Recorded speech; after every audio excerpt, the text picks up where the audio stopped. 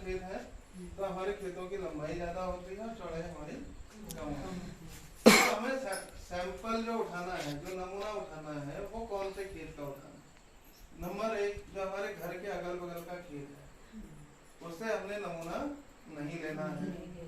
दूसरा, नंबर 2, कि जहाँ पेड़ हो और उसके नीचे छाया रहती है तो ऐसी जगह से भी हमने नमूना नहीं लेना है।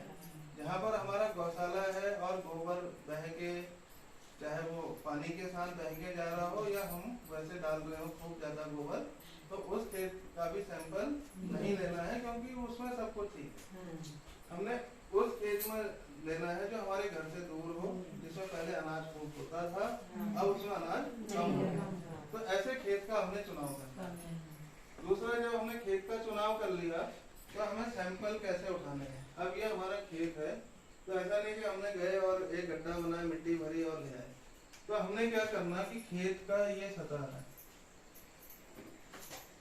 तो इसमें हमने 6 इंच का एक ऐसा गड्ढा बनाना है, इस तरीके से, ठीक है। तो 6 इंच की ऊपर की जो मिट्टी है इसको उठा के साइड में फेंक देना है। कारण क्या, हमने इसमें गोबर भी डाली होगी, खाद भी डाली होगी, यूरिया भी डाली होगी, तो ये 6 इंच तक की मिट्टी हमने नहीं लेनी है। ये हमने गड्ढा बनाया और इस मिट्टी को हमने इधर इकट्ठा कर दिया। अब 6 इंच के नीचे जो यहाँ मिट्टी बची है, ये हमने यहाँ पर से मिट्टी उठाई और लगभग 100-200 ग्राम मिट्टी यहाँ पर से उठा दी एक जगह पर। तो हमने मिट्टी ये खेत के अपने कोने पकड़ लेते हैं। जैसे हमने एक यहाँ से निकाला, एक इधर से उठाया, एक इधर से उठाया, एक इधर से उठाया, एक इधर से उठाया, ऐसे करके हम 1 2 3 4 5 6 7 जगह से थोड़ा थोड़ा मिट्टी 200-250 ग्राम 200-250 ग्राम मिट्टी लेके करेंगे एक जगह पे। उसको सारी मिट्टियों को मिला के एक जगह पर इकट्ठा कर देंगे। जैसे हमने यहाँ पे इकट्ठा कर दी और अब हमने यहाँ पे इकट्ठा करी, तो हमने इसको गोल, जैसे थाली होती है गोल हमारी, उस रचना में इसको फैला के रख देना। तो यहाँ पर से हमने क्या किया कि इसके 2 हिस्से उठा के, इतना हमने उठा के आमने सामने के दोनों हिस्से उठा के साइड कर दिए और ये 2 बचे।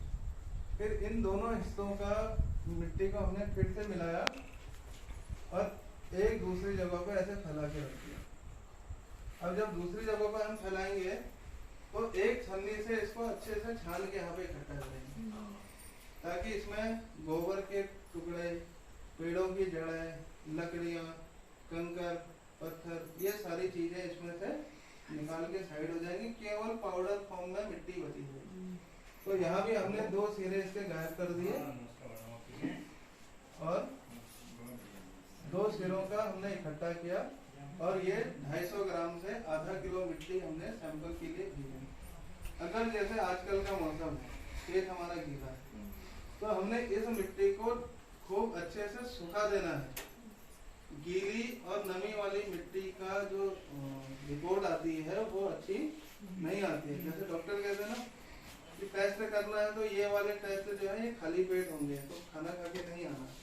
तो वैसे अगर हमें अपनी मिट्टी की अच्छी रिपोर्ट चाहिए तो अच्छी रिपोर्ट तब मिलेगी जब हमारी मिट्टी पूरी सूखी हुई अवस्था में जाएगी। फिर हमने इसको एक साफ सुथरी पॉलीथीन के अंदर पैक कर देना है इस मिट्टी को, जब ये सूख जाए, और 250 ग्राम से 500 किलो तक की मिट्टी भेजनी है।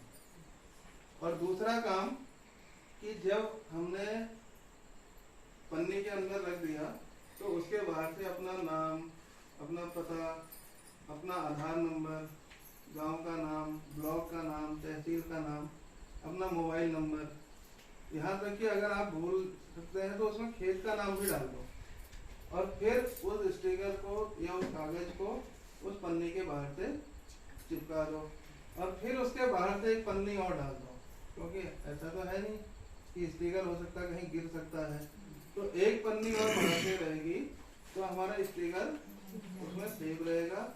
और जब जो सॉइल टेस्टिंग जो लैब है उन लैबों के अंदर हमारी मिट्टी की जब जांच होगी तो हमारी मिट्टी के अंदर किन किन पोषक तत्वों की कमी है और जब हमें ये पता चलेगा कि हमारी मिट्टी में किन किन पोषक तत्वों की कमी है, तो तभी हम ये बता पाएंगे और ये कर पाएंगे कि हमें अब क्या डालना है। हमने रोज सफेद खाद, काली खाद, गोबर खाद, अब हमें पता नाइट्रोजन की कमी ही नहीं हमारे खेत में, तो हमने नाइट्रोजन क्यों डालनी। सल्फर की कमी है तो सल्फर डालेंगे, फास्फोरस, पोटास, जिंक, इन सारे जो अन्य हमारे पोषक तत्व हैं, तो जिनकी कमी होगी तो उन्हीं को हम डालेंगे, तो हमारा उत्पादन भी बढ़ेगा और हम सही अनुमान से, सही मात्रा से अपना जो पौधे का पोषण प्रबंधन जो करते हैं वो अच्छा रहेगा। और उचित मात्रा में खाद और रसायन का प्रयोग करेंगे तो हमारा उत्पादन हमेशा अच्छा रहेगा और मिट्टी का स्वास्थ्य अच्छा रहेगा। जब मिट्टी स्वस्थ होगी तो हमारा फल, फूल, अनाज, सब्जियां ये सारी स्वस्थ पैदा होंगी। जब हम स्वस्थ अनाज खाएंगे, स्वच्छ फल खाएंगे, पौष्टिक फल खाएंगे तो हम भी स्वस्थ रहेंगे। तो ये था कि हम अपनी मिट्टी की